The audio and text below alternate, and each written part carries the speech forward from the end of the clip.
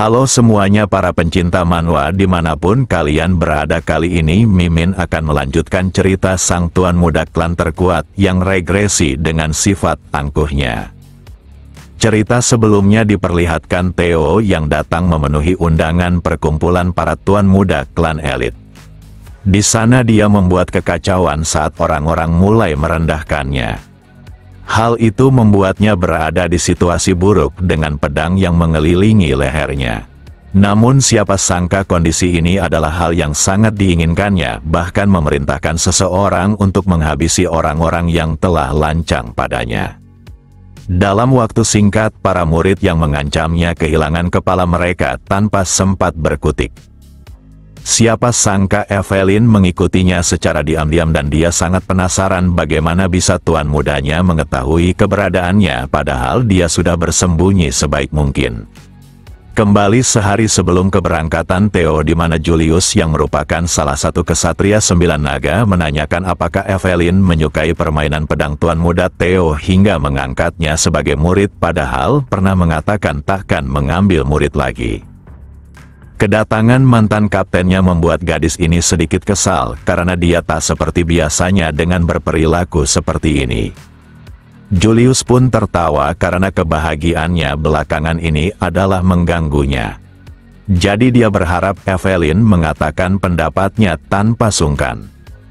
Evelyn tak menduga jika kaptennya benar-benar sangat tertarik pada Theo hingga rela datang ke tempatnya. Lalu dia mengungkapkan dengan mempertimbangkan bakat tuan muda Theo, maka dia adalah yang terbaik di antara semua murid yang pernah diajarinya dan hal itu makin membuat Julius penasaran disebabkan tuan muda Action juga diajari olehnya. Jika mempertimbangkan potensi keduanya, maka Evelyn tanpa ragu jika Theo melebihi Action. Sosok ini mengerti dan percaya pada penilaian Evelyn karena dia memiliki dua mata yang bisa menilai dibandingkan dirinya si pemilik mata satu. Tapi Julius tetap saja sulit menerima fakta jika Theo selama ini menyembunyikan kemampuannya dan berubah dalam waktu singkat.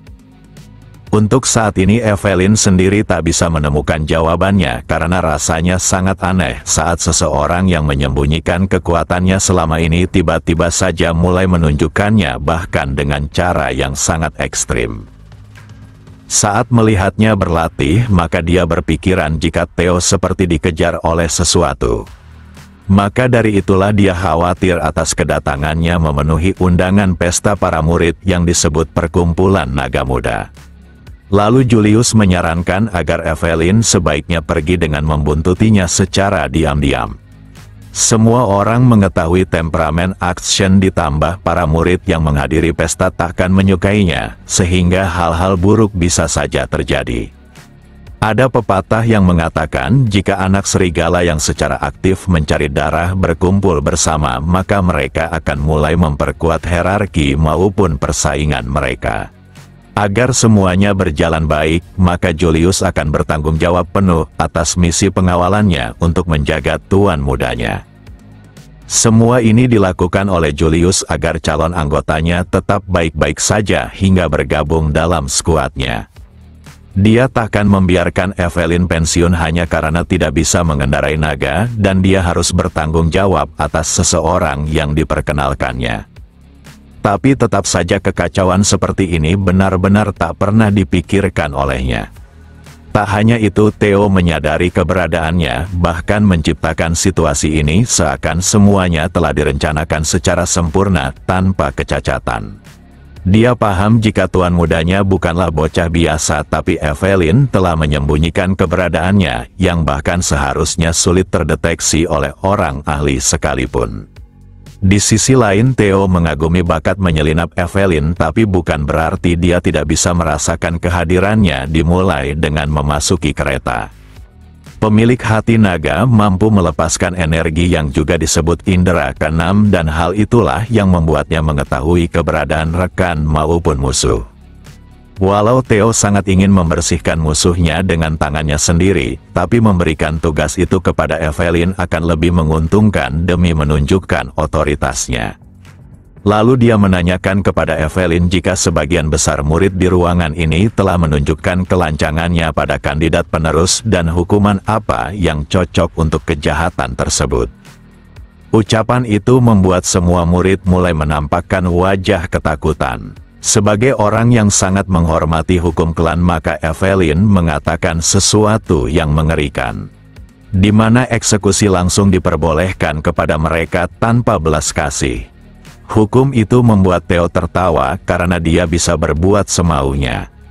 Dikarenakan mereka semua adalah anak-anak yang bahkan belum melakukan upacara kebangkitan, maka Theo menunjukkan kedermawanannya dengan hanya menginginkan salah satu lengan mereka.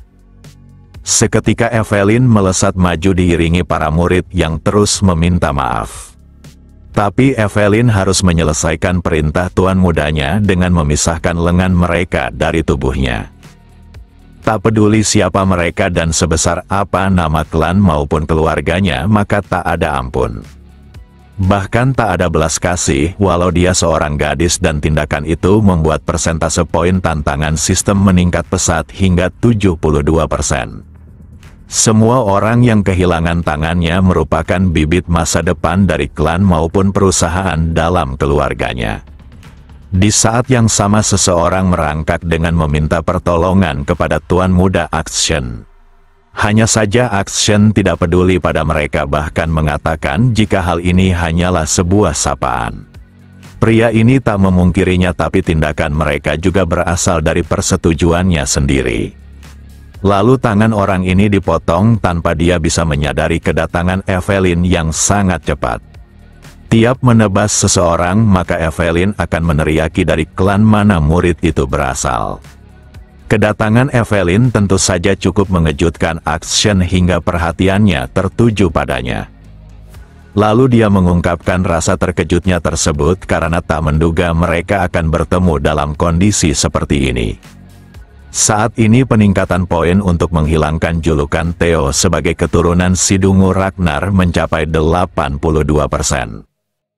Akshen dapat melihat jika orang-orang yang kehilangan tangannya hanyalah mereka yang menjelekkan garis keturunan Ragnar, sehingga dirinya sendiri pun tak bisa ikut campur. Saat selesai melakukan misinya, maka Evelyn segera melaporkannya dan Theo menanyakan kondisi ke-14 anak-anak itu. Jika mereka segera membawa lengannya ke pendeta, maka tangan itu bisa disambung kembali, tapi kehidupan mereka sebagai pendekar pedang sangatlah sulit diraih atas kecacatan tersebut, dan Theo menyikapi laporan itu dengan kata sempurna karena semuanya sesuai yang diinginkannya. Di sela itu Remington mempertanyakan keadaan tuan mudanya seakan tak membenarkan kekacauan yang ditimbulkannya. Sementara itu Akshen tersenyum karena Theo mampu dekat dengan Evelyn dan Remington sehingga keturunan Dungu dari Istana Ros sepenuhnya tak pantas untuknya lagi. Hal itu juga makin membuatnya ingin menghancurkannya dengan cara paling menyedihkan. Karena perjamuan ini tidak menarik lagi, maka Theo akan segera meninggalkannya. Saat Theo berjalan ke arahnya, maka Akshen menatapnya dengan tajam. Tatapan itu pun disambut dengan Theo dengan cara yang sama. Walau tak mengeluarkan sepatah kata pun, tapi aura permusuhan mereka sangatlah intens dan Akshen dikejutkan akan perlakuan bocah yang selalu diremehkannya. Siapa sangka Theo menyentuhnya dengan kepalan tinjunya, seakan mengisyaratkan jika perjamuan ini sangatlah menyenangkan dan semua itu berkat undangannya. Tak hanya itu, Theo bahkan memprovokasinya dengan mengatakan agar Akshen tidak sungkan mengundangnya dalam pesta lainnya. Berkat ucapan itu kini tantangan sistem telah diselesaikan dengan sempurna. Raut wajah Akshen dipenuhi kemurkaan, tapi dia tak dapat melakukan apapun. Sistem pun memperingatkan jika tak ada lagi yang akan memanggil Theo sebagai keturunan Dungu Ragnar. Hasil ini sangatlah menyenangkan sekaligus arus perubahan yang akan mengguncang seluruh klan di bawah kekuasaan klan Ragnar. Bagi Theo tindakannya hanyalah sapaan perang karena balas dendam yang sesungguhnya baru saja dimulai. Beberapa saat kemudian hadiah dari sistem muncul berupa ramuan yang meningkatkan level Theo hingga naik 5 level dari sebelumnya. Berita keberhasilan Theo saat pesta para naga muda telah terdengar hingga ke bawahannya dan bersorak untuknya. Di sisi lain di Istana Camellia, Akshen telah mendapatkan sebuah tamparan. Orang yang melakukan hal itu adalah ibunya sendiri, karena dia tidak hanya memberi pembenaran atas tindakan Theo tapi membiarkan lengan rakyatnya terpotong. Ibunya sudah memperingatkannya untuk tidak meremehkan orang yang mewarisi darah Ragnar dan sekarang dia gagal menundukkannya secara paksa bahkan memberi bocah itu panggung. Emil sudah memperingatkannya berulang kali jika Theo mencolok, maka Sang Lord pasti akan meliriknya dan hal itu menyebabkan mengambil alih Istana Ross menjadi lebih sulit. Saat Akshen ingin mengatakan sesuatu maka ibunya meminta dia untuk pergi. Dia merasa Akshen harus merenungkan perbuatannya karena hampir mengabaikan semuanya demi kesenangan rendahan seperti berpesta. Setelah Akshen pergi, Roivan datang menghampiri adiknya sambil menghiburnya. Dia merasa jika insiden ini tidak sepenuhnya buruk karena dia bisa merubah situasinya. Walau Istana Ross tidak terlalu mendapatkan perhatian Lord, tetapi tetap saja mengambil alih tidaklah mudah. Maka dari itu untuk mempersingkat semuanya, maka mereka membutuhkan sebuah pembenaran. Tapi untungnya Theo membuat kegaduhan besar pada pesta perjamuan bahkan memutuskan tuan muda tiap klan besar. Jika menggunakan prosedur hukum untuk menahannya, maka semuanya akan berjalan lebih baik dan mudah. Alasan Emil mengkhawatirkan keberadaan Theo hanyalah untuk menghindari perhatian Sang Lord, sehingga berusaha membuatnya tetap tak berguna dengan mengirim guru seperti Randon. Akan tetapi jika menggunakan hukum dan berhasil mengusirnya, maka Istana Ross dapat dikuasai tanpa peperangan. Seketika raut wajah Emil kembali ceria karena tak sabar melihat rencana kakaknya. Roivan memintanya tidak khawatir karena dia sudah menyiapkan semuanya dan saat adiknya bangun di pagi hari maka bocah itu sudah tertangkap. Di sisi lain Remington mengungkapkan dirinya yang tak menyangka tuan muda Theo akan sangat peduli padanya. Selagi tuan mudanya menahan ejekan yang dilemparkan padanya, dia masih tak bertindak, tapi saat temannya diejek maka dirinya segera membelanya dengan cara tak terduga. Walau hal ini memalukan tapi Remington sangat mengaguminya. Tuan muda yang selama ini dianggap remeh sebenarnya adalah sosok yang menyembunyikan bakatnya dan dalam waktu singkat menghilangkan julukannya sebagai si dungu klan Ragnar. Theo bahkan tak segan melawan sosok yang jauh lebih kuat, menunjukkan tekadnya seperti baja. Semua tindakan itu demi dirinya sehingga Theo menempatkan dirinya dalam bahaya. Sistem pun mengingatkan Theo jika Remington sungguh tersentuh atas kepedulian tuan mudanya.